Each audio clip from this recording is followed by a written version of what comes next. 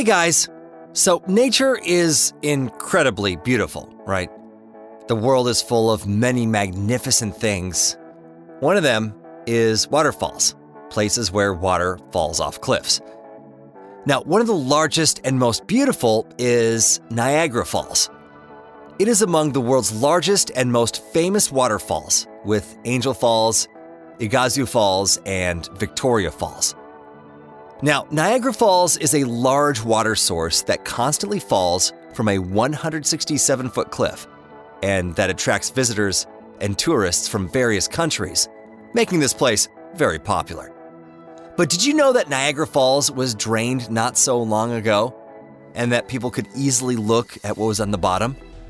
So what does a waterfall without water even look like?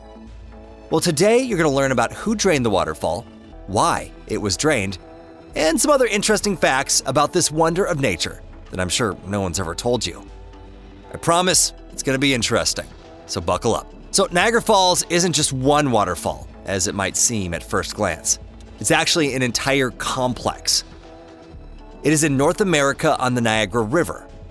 Now, the waterfall was discovered in the 17th century, but it was actually formed much earlier than that. Now, according to experts, the waterfall has existed for over 12,000 years. The waterfall shape is fairly unusual, and it looks like an arc. The concave shape was formed through landslides and rockfalls that continue to this day. Now, if you calculate the total length of the waterfall, it is 3,772 feet long.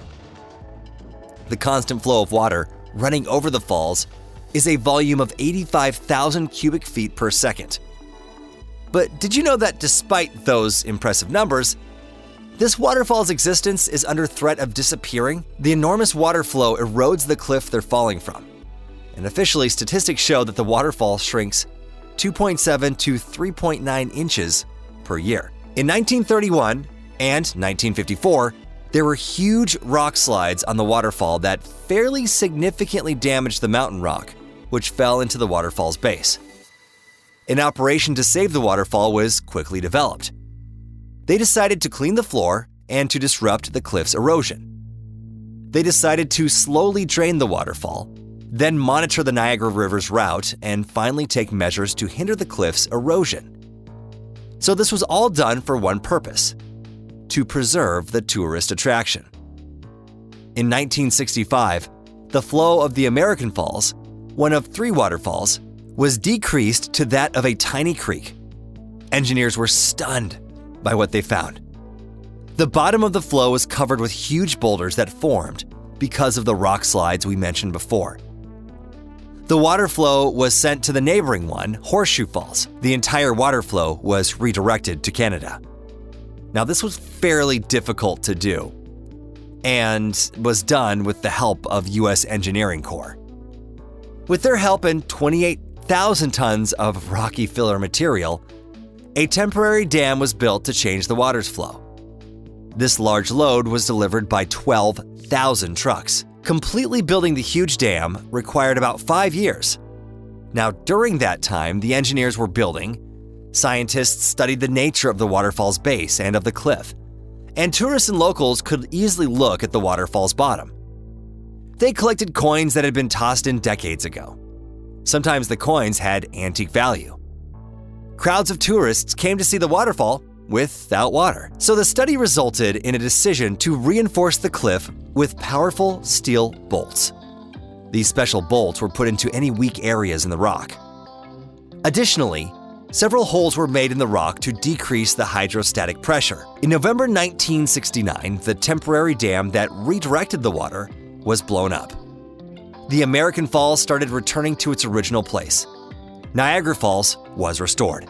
Now, this process didn't happen instantly. It actually took about 5 months. Now, interestingly, one time, the waterfall froze.